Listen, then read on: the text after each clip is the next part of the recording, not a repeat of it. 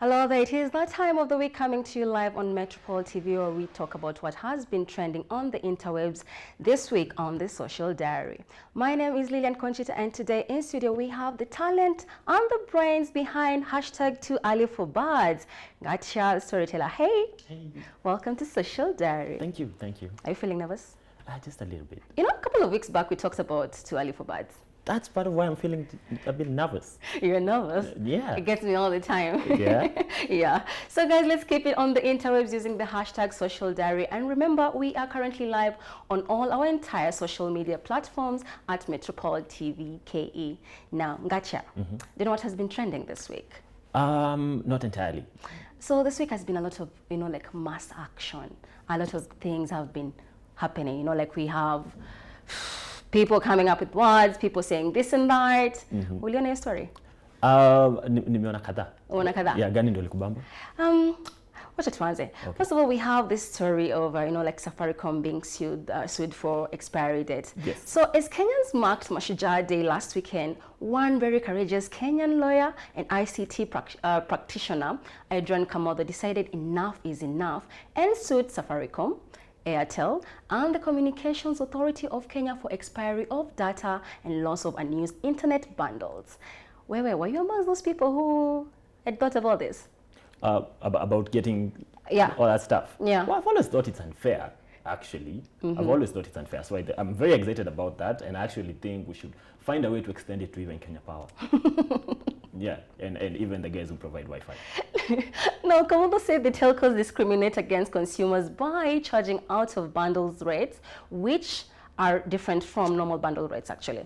He also said that requiring our consumers to use their bundles within a given period is irrational, given the uneven network coverage in various parts of the country.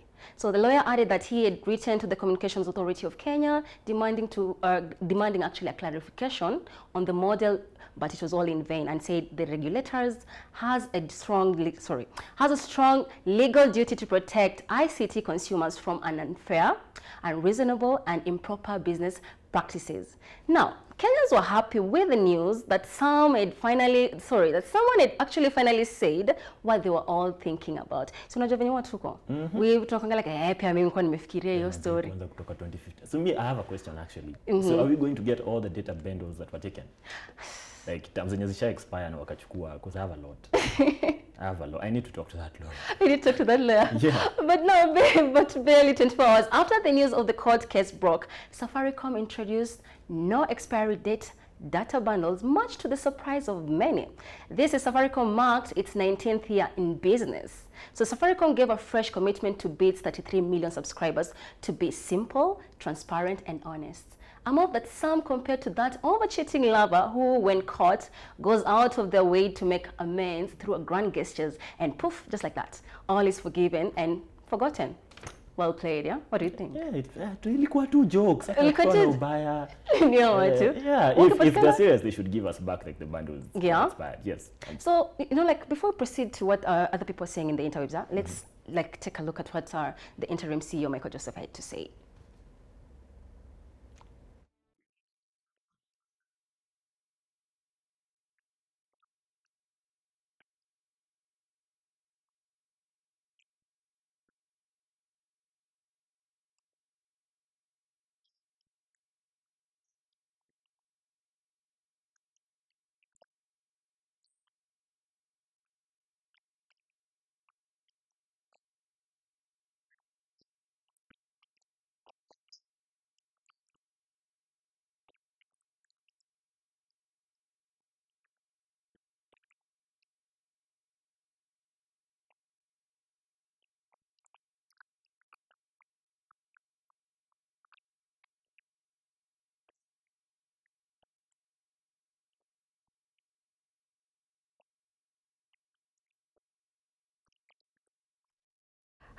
Ngartia, what do you think of all that speech? I think it's very good PR. I think it's really, really good PR. It's hey babe, I'm sorry, this won't happen again. Actually, every time you want chocolate, you're going to get flowers too. That sounds like it.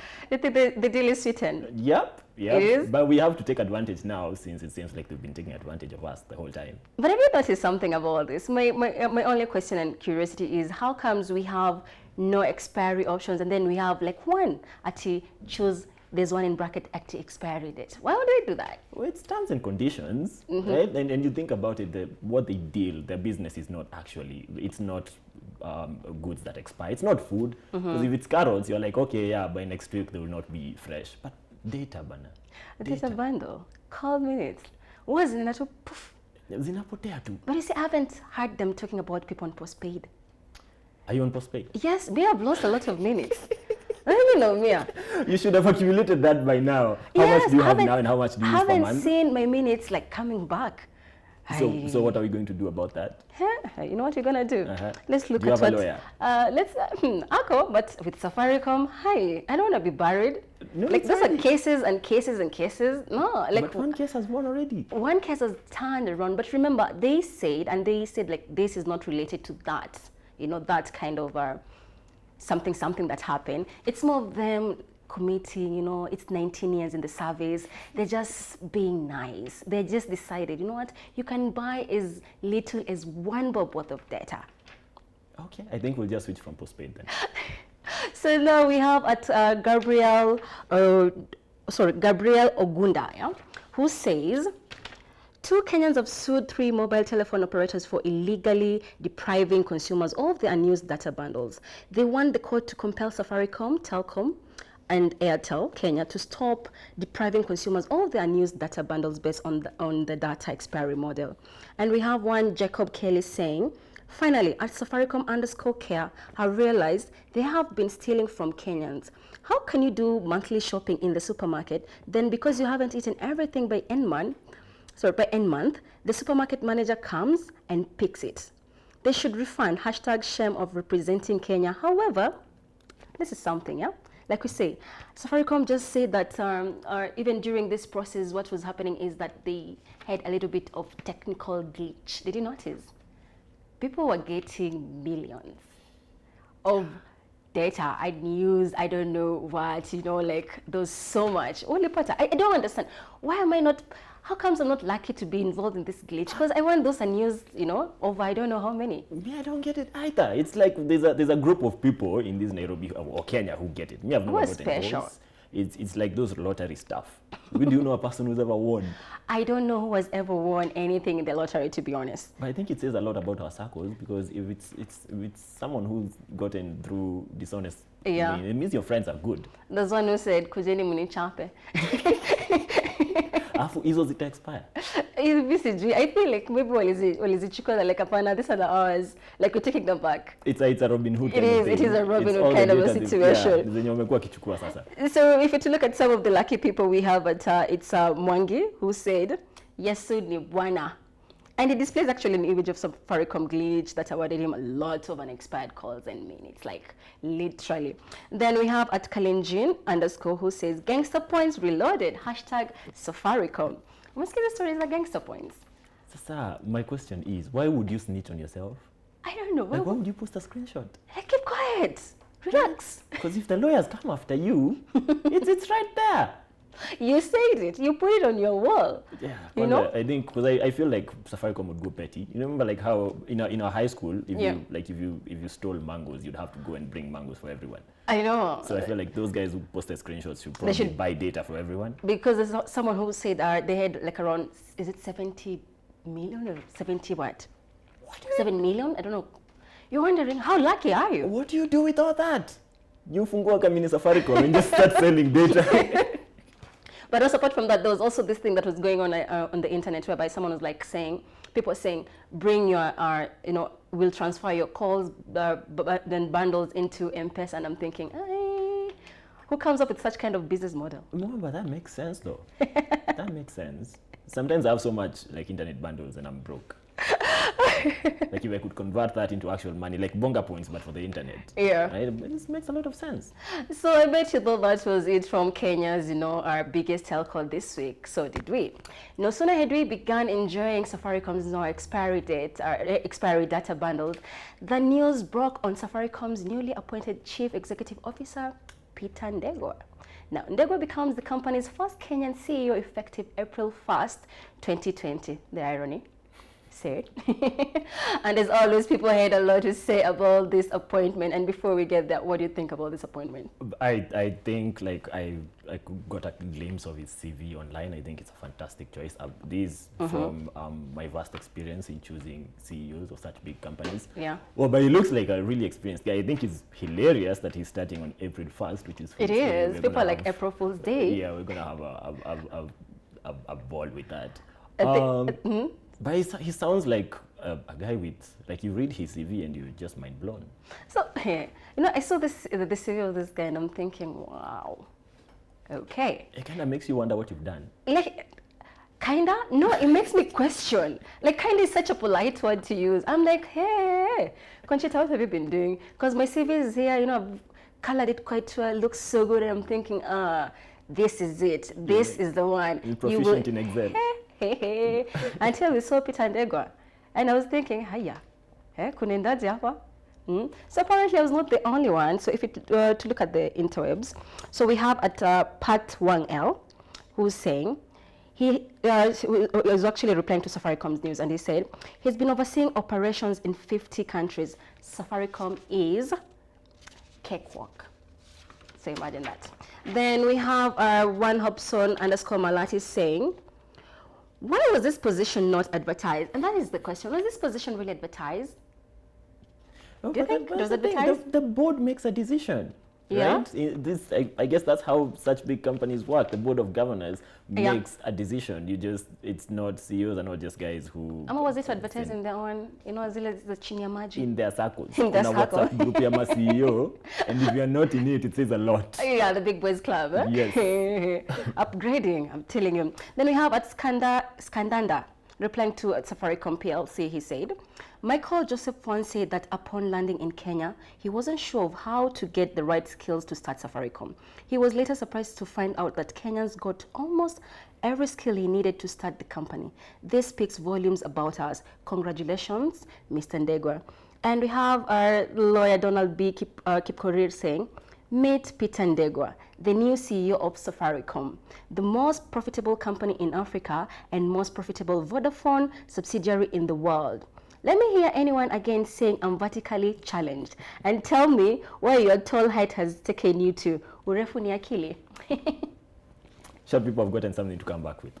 Yeah, now we'll never make them fun of them again. We're never gonna make fun of that. That's it. But Bob Collymore was really tall, so we can still throw that on their faces. But do you think he'll fit the shoes of Bob Collymore, the late Bob Collymore? I think. Or is he being judged to fast with odds? Already, but I feel like that's a question that was also asked of Bob when he was coming to replace Michael Joseph, right? But you look at this guy; he's been running Diageo, which owns EABL, and before that he was like at EABL and PwC, and they're all really, really big companies. And as you mentioned from that tweet, he was overseeing operations in 50 countries from Europe, right? And before that, he was in Nigeria overseeing a really big brand. Yeah, Guinness. As much as Safaricom is a giant, I think he sounds qualified for that kind of thing, but then in the long run, it's only time and his work that will tell. I feel like a lot of people are like they're expecting a lot from him, but he's only human. Like, let's give him a chance to do his job. We see what can be able to do. If he does not, perform, I guess the board of members will conduct another meeting. But I have faith in him. Yeah, as long as I reverse your kitu expiry date. Yes, no. You've been charmed. You've been charmed and forgotten the struggles you've gone through. I just need to be online. That's it. Oh, yeah. Gotcha. No, me, I don't have many asks. As long as there's network and that expiry date is not rolled back, I'm easy.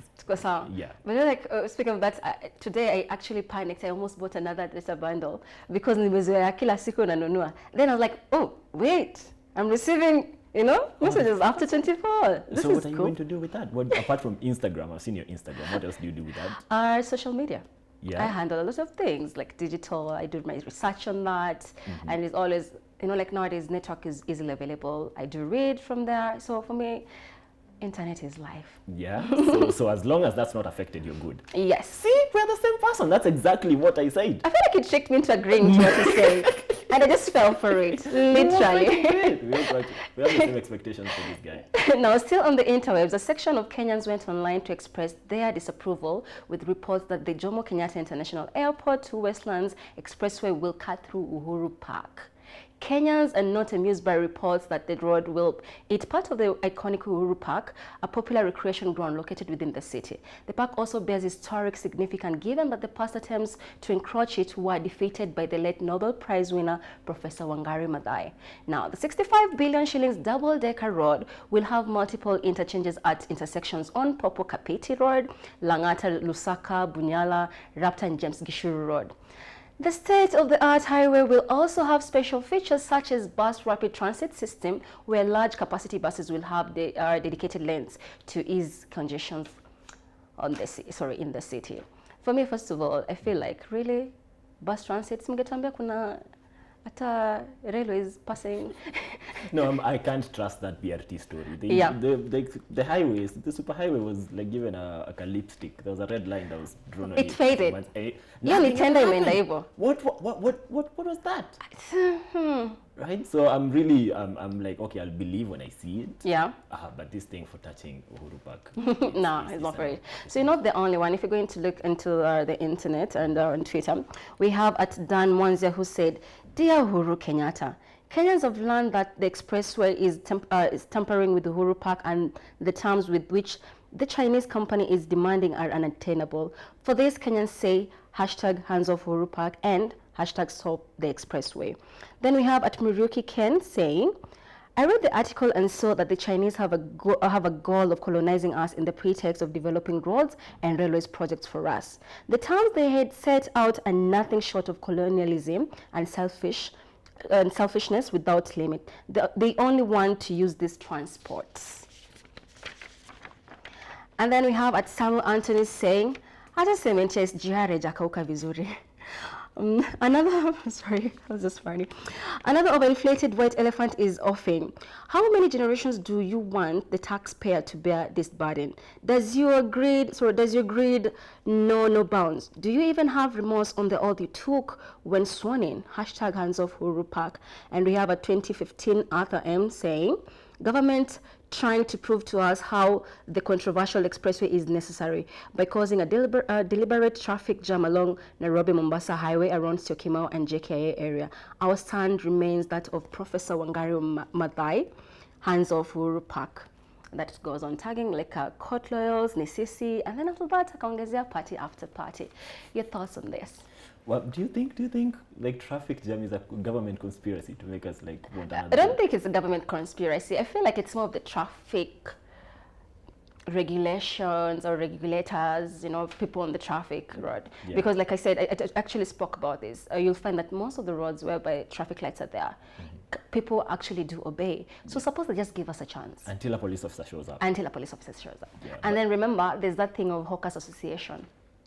So yeah, is that thing true? Anyway, we're going off topic. Would you show up for protests, like if there were to be protests against that? I feel like Uhuru Park is very iconic, and for the fact that we have our very own someone winning a Nobel Prize because of protecting it. This is something that needs to be respected. Like we just can't give it up like that. I feel like it's not fair. It's not the best wise decision, or not unless you feel otherwise. No, I feel like this is our chance to actually stand behind the work that Wangari Maathai and the Green Belt movement did. Yeah. Because it's been what? That was in the early 90s, right? And our generation and the generation right before us has grown up with the benefits of the work that they put in, and the tear gas they had to suffer through, and all the beatings they had to go through, while standing up against, that was the Kanu government, right? Yeah, so this is our chance to actually hand something over to the next generation. Like and it needs to be protected. Yes. Now speaking of tear gas and people being told to do what they want to do. So civil servants have been directed to wear Kenyan-made African clothes on Fridays and public holidays in the latest onslaught on second-hand, that is mitumba imports. In a circular from the Office of the Attorney General dated October 17, 2019, government staff were instructed to ensure that the made in Kenya clothes are tailored to suit work environment. This prompted mixed feelings, with some expressing their support through the hashtag Buy Kenya, Build Kenya, and others seeing it as a dictatorial move that was not well thought of. Your thoughts? I'm more towards the second opinion. I feel like it's a nice move, right? People should wear Kenyan-made clothes, right?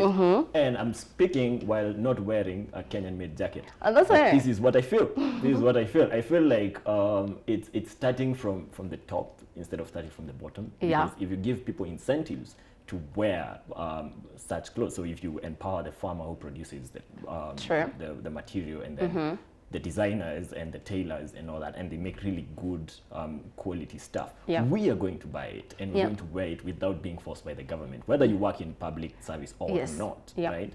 So I feel like it's a shortcut the government is taking instead of just starting from the bottom and empowering Kenyans to produce good stuff. Do you feel like they're trying to revive the manufacturing sector in Kenya?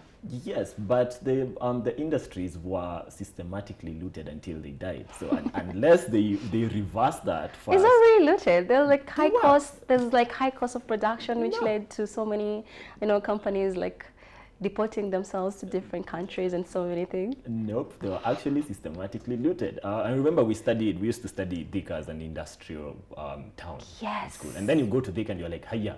What is the industry? It's just JKUAT. Right? But it's because those people were frustrated to a point where they couldn't produce stuff anymore. And you go to places like Nanyuki and you still have shells of what used to be factories for producing clothes and like cotton refineries and such stuff. And they used to employ a lot of people, and a lot of those people are still unemployed now. So if the government puts in investment into that, and these guys produced really nice stuff, we will buy it. Like you look really nice. You you'll really definitely. Nice. Yeah, so now you're not the only one who had this mixed feelings. So we have at Kenya governors who said, Council of Governors, actually they were very proud, and they showed a picture of themselves. So they said, Council of Governors staff today were looking all glammed, rocking directive on hashtag Buy Kenya, Build Kenya. Sorry, I think I skipped that. Council of Governors staff today were looking all glammed, rocking made in Kenya outfits while promoting local businesses in line with the president's directive on hashtag Buy Kenya, Build Kenya. And they went on tagging a lot of other people like at Brand Kenya, Trade_Kenya, and all that. Then we have a Titus Ndemwa who says, Kenya have peculiar habits. You don't force people to do things in a democratically liberalized state. You make goods and services appeasing, and automatically citizens will buy at their own volition. This is exactly what you were talking about.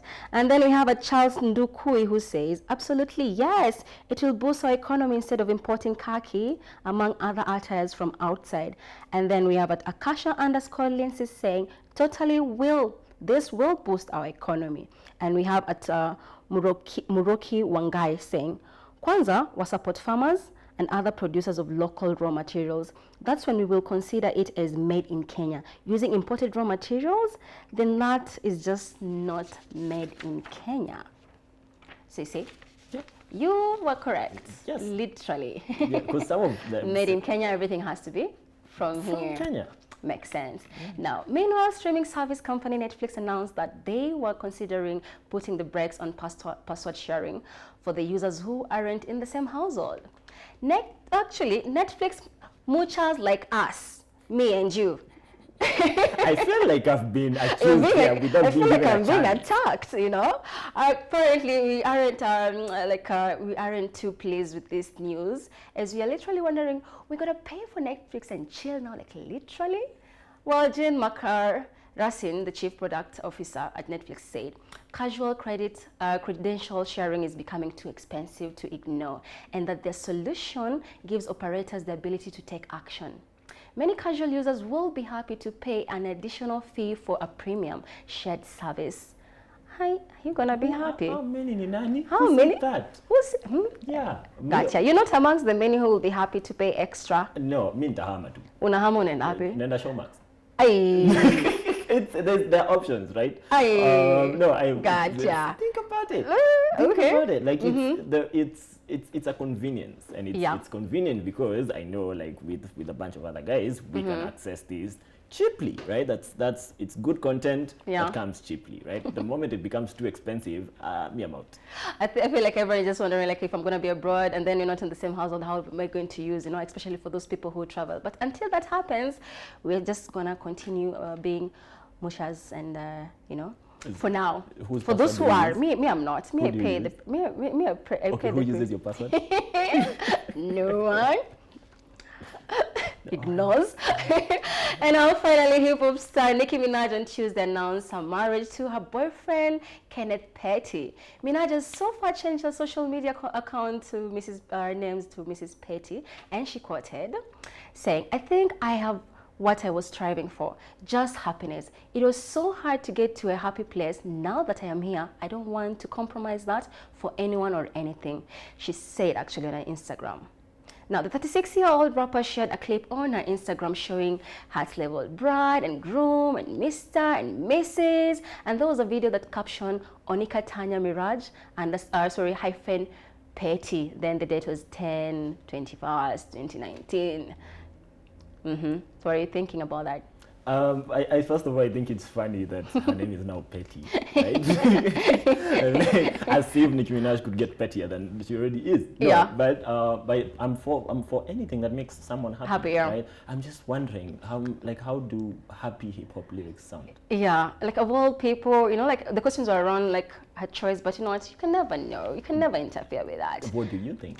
I feel like I'll leave my comments to that because our time is very, very limited. Because when we get there, and sometimes like I get into the hip hop zone, Yeah. Tutamaliza. Yeah, after this. Yeah, we'll discuss this Quivo Chambers. Unfortunately, guys, that's the only time that we have for today, Ngartia. Thank you so much for coming. Thank you for having Would you like me. to tell us something? Oh yeah, so I'm on this show called Too Early for Birds, which is a theatre production that retells stories from Kenyan history.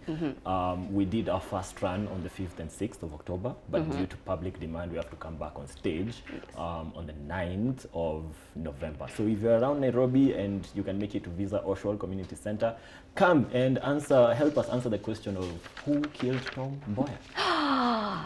That is my favorite. So can I get like complimentary tickets? Yeah, but if you give me your Netflix password. Oh my God, you're baiting me. That's the deal. That's the deal. So guys, thank you so much for watching and for tuning and watching the Social Diary with me, Lilian Conchita. Remember, we are here every single week, same time, same place. Until next time, it is goodbye for now.